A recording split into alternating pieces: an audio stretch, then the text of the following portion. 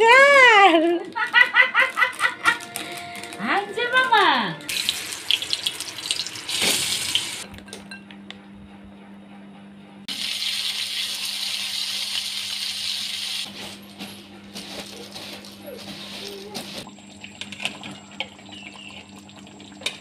Hello everyone, welcome back to my channel. আবার একটি নতুন ব্লগসে তোমাদের জানাই অনেক অনেক স্বাগত, শুভেচ্ছা ও ভালোবাসা। দিনটা ছিল শনিবার, এখন সকাল 9টা মতো বাজে।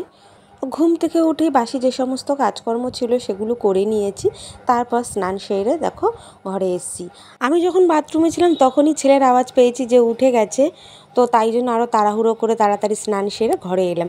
ঘরে এসে দেখি ও বিছানায় লুটোপুটি খাচ্ছে, তো ওকে আবার একটা প্যান্ট পরিয়ে দিলাম, যেহেতু হাগিস পরে ঘুমায় রাত্রিবেলায়।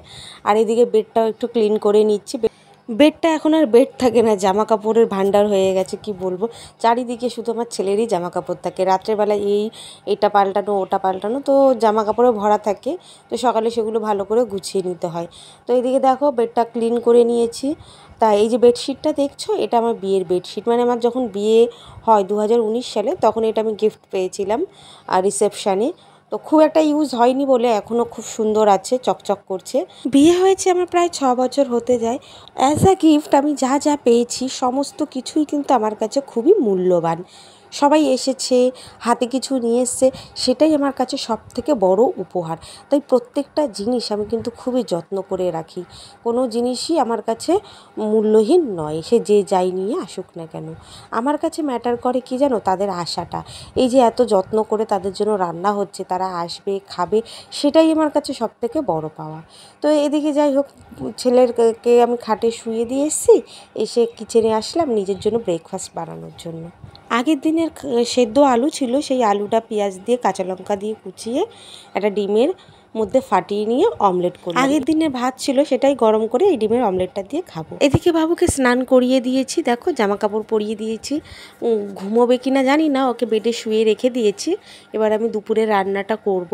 আজকে আমি রান্না করব হচ্ছে ভোলা মাছের ঝাল বেগুন দিয়ে আলু দিয়ে।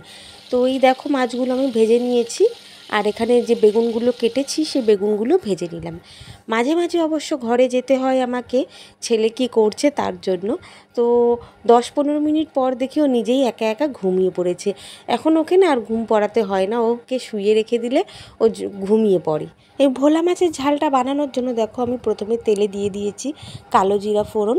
তারপরে এই রকমভাবে আলুগুলো লম্বা লম্বা করে কেটে ভেজে নিলাম লাল লাল। আর যে মশলাটা দিলাম সেটা হলো পেঁয়াজ, রসুন, জিরের গুঁড়ো, ধনের গুঁড়ো, লঙ্কার গুঁড়ো, টমেটো, সবগুলো কিন্তু আমি মিক্সার গ্রাইন্ডারে পেস্ট করে নিয়েছি।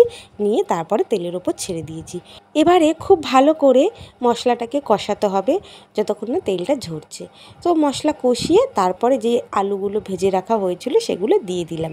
দিয়ে সামান্য জল দিয়ে ফুটিয়ে নেব যতক্ষণ না আলুগুলো একটু নরম হচ্ছে। তো দেখো তরকারিটা ফুটে এসছে, আলুগুলো প্রায় সেদ্ধ হয়ে গেছে। এবারে আমি ভেজে রাখা মাছ আর বেগুনগুলো দিয়ে দিলাম, আর দিয়ে দিলাম একটু জল। এবার তরকারিটা ফুটলেই আমার মাছের ঝাল রেডি। দুপুরের খাওয়া দাওয়া সেরে এখানে বিকেলে এসেছি জামা কাপড়গুলো তুলতে। সকালে যে সমস্ত জামা কাপড় আমি কাচি সেগুলো কিন্তু সন্ধে হওয়ার আগে আগে আমি তুলে নিই, স্পেশালি ছেলের জামা কাপড়গুলো। তো সব জামা কাপড় তুলে এনে রাখলাম। আর এদিকে দেখো এই সন্ধেবেলায় আমার ভাই এসেছে।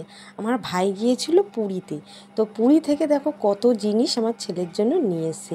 এই গাড়ি নিয়ে এসছে, তারপর টয়েস নিয়ে এসছে, ওর জন্য ওই জগন্নাথ দেবের ছবি আঁকা 4টে জামা নিয়ে এসছে, আমার জন্য মালা নিয়ে এসছে, একটা ঠাকুর নিয়ে এসছে, শঙ্খ নিয়ে এসছে। তো এত জিনিস